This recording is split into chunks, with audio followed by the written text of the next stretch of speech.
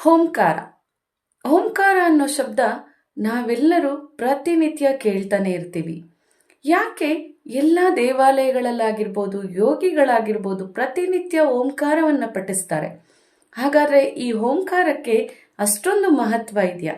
ಬನ್ನಿ ನೋಡೋಣ. ಓಂಕಾರ ಹೇಗೆ ಸೃಷ್ಟಿಯಾಯಿತು, ಓಂಕಾರದಿಂದ ಏನೆಲ್ಲ ಪ್ರಯೋಜನಗಳಿದೆ, ನಾವು ಪ್ರತಿನಿತ್ಯ ನಮ್ಮ ಮನೆಯಲ್ಲಿ ಮಕ್ಕಳಿಗೂ ಸಹ ಓಂಕಾರವನ್ನ ಹೇಳ್ಕೊಡ್ಬೇಕಾ, ಇದೆಲ್ಲವನ್ನ ಈ ದಿನದ ವಿಡಿಯೋದಲ್ಲಿ ತಿಳಿಸ್ತಾ ಇದ್ದೇನೆ. ಬನ್ನಿ ವೀಕ್ಷಿಸೋಣ. ಓಂಕಾರ ನಮ್ಮ ಹಿಂದೂ ಧರ್ಮದ ಒಂದು ಪವಿತ್ರ ಧ್ವನಿ ಅಂತ ಹೇಳಬೇಕು. ಅದರಲ್ಲೂ ಸಹ ವೇದ ಮತ್ತು ಉಪನಿಷತ್ಗಳಲ್ಲಿ ಪ್ರಮುಖ ಸ್ಥಾನವನ್ನ ಈ ಓಂಕಾರ ಶಬ್ದ ಹೊಂದಿದೆ. ಬ್ರಹ್ಮಾಂಡದ ಮೂಲ ಧ್ವನಿ ಎಂದು ಇದನ್ನ ಪರಿಗಣಿಸಲಾಗಿದೆ. ಇದು ಸೃಷ್ಟಿಯ ಒಂದು ಮೂಲ ಧ್ವನಿಯಾಗಿದೆ. ಹಾಗೆ ಸಕಲ ಧ್ವನಿಗಳಿಗೆ ಇದು ಮೂಲ ಅಂತ ಹೇಳಿದ್ರೆ ತಪ್ಪಾಗೋದಿಲ್ಲ. ಮೊದಲಿಗೆ ಬಿಗ್ ಬ್ಯಾಂಗ್ ಥಿಯರಿ ಬಂದಂತಹ ಸಂದರ್ಭದಲ್ಲಿ ಮಹಾಸ್ಫೋಟ ಸಂಭವಿಸುತ್ತೆ. ಆ ಮಹಾಸ್ಫೋಟ ಸಂಭವಿಸಿದಾಗ ಸೂರ್ಯ, ಚಂದ್ರ, ನಕ್ಷತ್ರ, ಗ್ರಹಾದಿಗಳೆಲ್ಲ ಹುಟ್ಕೊಳ್ತವೆ. ಆ ಗ್ರಹಾದಿಗಳೆಲ್ಲ ಹುಟ್ಕೊಂಡಾಗ ಎರಡು ಮುಖ್ಯವಾದಂತಹ ಅಂಶಗಳು ಹೊರ ಬರ್ತವೆ, ಹುಟ್ಟುತ್ತೆ. ಅದೇ ಬೆಳಕು ಮತ್ತೆ ಶಬ್ದ. ಆ ಶಬ್ದ ಸಂಭವಿಸಿದ್ದೆ ಆಗ, ಅದೇ ಓಂಕಾರ. ಗ್ರಹ ನಕ್ಷತ್ರಗಳ ಚಲನೆ ಓಂಕಾರದ ರೂಪದಲ್ಲಿದೆ ಅಂತ ನಮ್ಮ ಋಷಿ ಮುನಿಗಳು ಬಹಳ ಹಿಂದೆನೆ ನಮಗೆಲ್ಲ ತಿಳಿಸಿದ್ರು. ತದನಂತರ ಅನೇಕ ವರ್ಷಗಳ ಹಿಂದೆ ಇದಕ್ಕೆ ಹಲವಾರು ವೈಜ್ಞಾನಿಕ ಸಂಶೋಧನೆಗಳನ್ನು ನಡೆಸಿ ಅದರಲ್ಲೂ ಸಹ ಸಾಬೀತು ಮಾಡಿದ್ದಾರೆ. ಓಂಕಾರ ಅನ್ನೋದು ಹೇಗೆ ಸೃಷ್ಟಿಯಾಯಿತು, ಅದಕ್ಕೆ ಏನು ಮಹತ್ವ ಇದೆ, ಯಾಕೆ ಓಂಕಾರವನ್ನು ಪಠಿಸ್ಬೇಕು ಅಂತ. ಅದೇ ರೀತಿ ನೋಡೋದಾದ್ರೆ ಓಂಕಾರ ಅನ್ನೋದು ಅಕಾರ, ಉಕಾರ, ಮಕಾರಗಳ ಸಂಗಮ ಆಗಿದೆ. ಈ ಅಕಾರ ಅಂತಕ್ಕಂಥದ್ದು ಒಂದು ಪ್ರಜ್ಞಾಸ್ಥಿತಿ ಅಥವಾ ಜಾಗೃತ ಸ್ಥಿತಿ ಅಂತ ಹೇಳ್ತೇವೆ. ಅಂದ್ರೆ ಹೊರಗಿನ ಜ್ಞಾನ, ಬಾಹ್ಯ ಜ್ಞಾನಕ್ಕೆ ಸಂಬಂಧಪಟ್ಟಿದ್ದು. ಉಕಾರ ಅಂತಕ್ಕಂಥದ್ದು ಸ್ವಪ್ನ ಸ್ಥಿತಿ, ಅಂತರ್ಜ್ಞಾನಕ್ಕೆ ಸಂಬಂಧಪಟ್ಟಿದ್ದು, ಅಂದ್ರೆ ಒಳಗಿನ ಜ್ಞಾನಕ್ಕೆ. ಇನ್ನ ಮಕಾರ ಅಂತಕ್ಕಂಥದ್ದು ಸುಷುಪ್ತಿ ಸ್ಥಿತಿ, ನಿದ್ರೆಗೆ ಸಂಬಂಧಪಟ್ಟಿದ್ದು, ಅಜ್ಞಾನಕ್ಕೆ ಸಂಬಂಧಪಟ್ಟಿದ್ದು. ಇವುಗಳ ಸಂಯೋಜನೆಯೇ ಸಂಪೂರ್ಣ ಮಾನವ ಜ್ಞಾನದ ಒಂದು ರೂಪ ಆಗಿದೆ.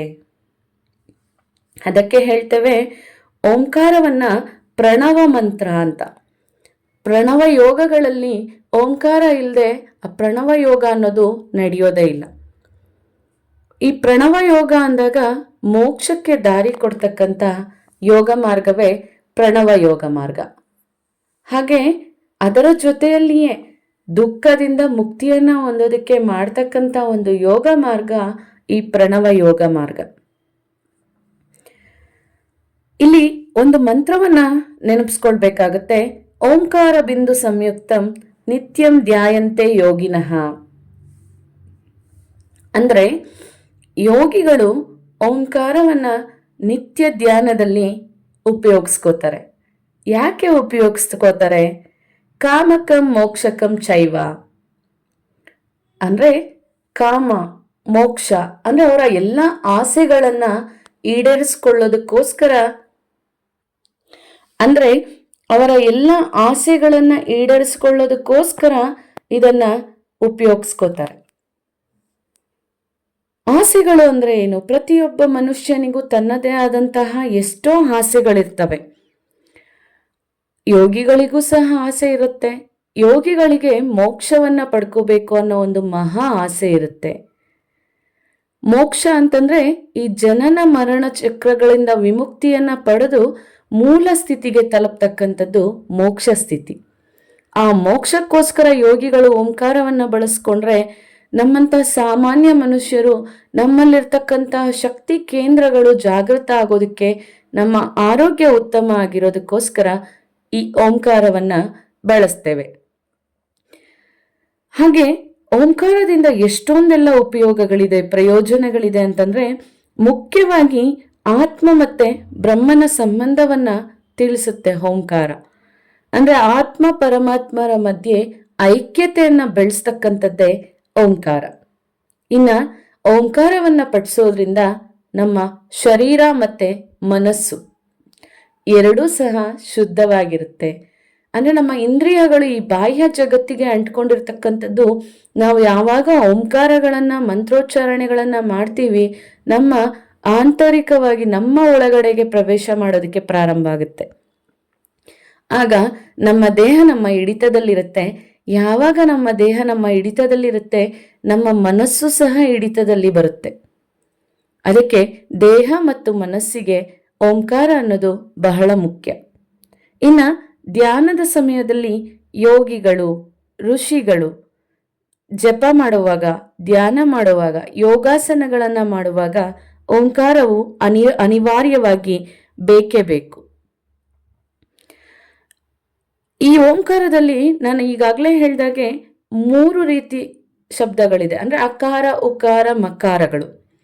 ಯಾವಾಗ ನಾವು ಒಂದೊಂದು ಕಾರಗಳಿಗೂ ಎಷ್ಟು ಸಮಯವನ್ನು ಕೊಡ್ತೀವಿ ಅನ್ನೋದ್ರ ಮೇಲೆ ನಮ್ಮ ದೇಹದ ಕೆಲವೊಂದು ಅಂಗಾಂಗಗಳು ಆರೋಗ್ಯ ಸ್ಥಿತಿಯಲ್ಲಿ ಇರ್ತವೆ. ಅಕಾರವನ್ನು ಬಹಳ ದೀರ್ಘವಾಗಿ ಹೇಳಿ ಉಕಾರ ಮತ್ತು ಮಕಾರಗಳನ್ನು ಕಡಿಮೆ ಪ್ರಮಾಣದಲ್ಲಿ ಹೇಳಿದಾಗ ನಮ್ಮ ಎದೆ ಮತ್ತು ಶ್ವಾಸಕೋಶಗಳ ಆರೋಗ್ಯ ಉತ್ತಮವಾಗಿರುತ್ತೆ. ಹಾಗೆ ಜೀರ್ಣಾಂಗಗಳಿಗೆ ಶಕ್ತಿ ಸಿಗ್ತಾ ಹೋಗುತ್ತೆ. ಮತ್ತು ಕೆಲವೊಂದು ಯಾವಾಗ ಅಕಾರವನ್ನು ಎಷ್ಟು ಪ್ರಮಾಣದಲ್ಲಿ ಹೇಳಬೇಕು, ಉಕಾರವನ್ನು ಎಷ್ಟು ಪ್ರಮಾಣದಲ್ಲಿ ಹೇಳಬೇಕು ಅದನ್ನು ತಿಳ್ಕೊಂಡು ಮಾಡಿದಾಗ ನಮ್ಮ ಶರೀರ ಈಗಾಗಲೇ 7 ಚಕ್ರಗಳಿಂದ ತಯಾರಾಗಿದೆ ಅಂತ ನಾನು ಕೆಲವೊಂದು ವಿಡಿಯೋಗಳಲ್ಲಿ ತಿಳಿಸಿದ್ದೇನೆ.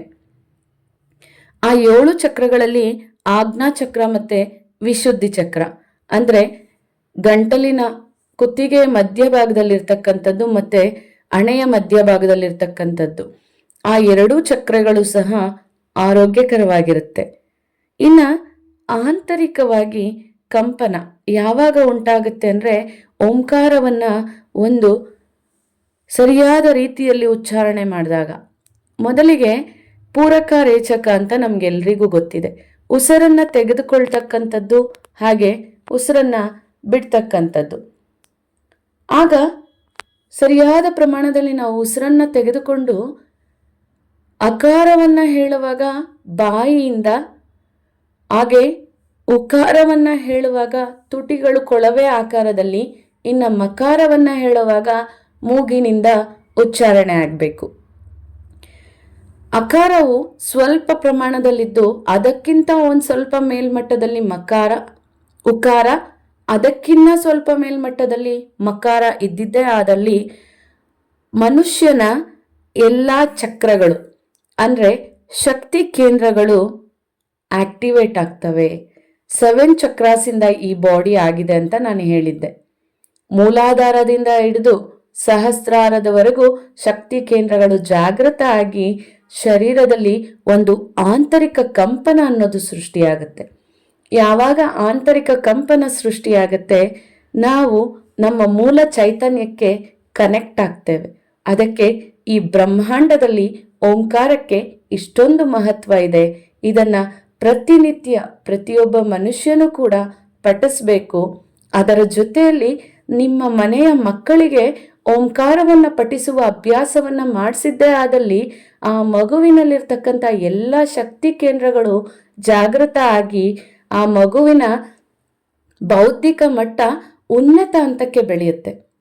ಬೇಕಾದ್ರೆ ನೀವು ಪರೀಕ್ಷೆ ಮಾಡಿ ನೋಡಿ, ಯಾವ ಮಗು ಓಂಕಾರ ಆಗಿರ್ಬೋದು, ಮಂತ್ರೋಚ್ಚಾರಣೆಗಳಾಗಿರ್ಬೋದು ಇವೆಲ್ಲವನ್ನ ಪಠಿಸ್ತಾರೋ ಆ ಮಕ್ಕಳ ಉಚ್ಚಾರಣೆ ಸ್ಪಷ್ಟತೆ ಆಗಿರ್ಬೋದು, ಮೆದುಳಿನ ಚುರುಕುತನೂ ಅಷ್ಟೇ ಅಷ್ಟು ಉತ್ತಮವಾಗಿರುತ್ತೆ. ಪ್ರತಿನಿತ್ಯ ಎಲ್ಲರೂ ಸಹ ಓಂಕಾರವನ್ನು ಪಠಿಸಿ ಈ ಓಂಕಾರದ ಮಹತ್ವವನ್ನು ಇಡೀ ಜಗತ್ತಿಗೆ ಸಾರಿ. ಧನ್ಯವಾದಗಳು.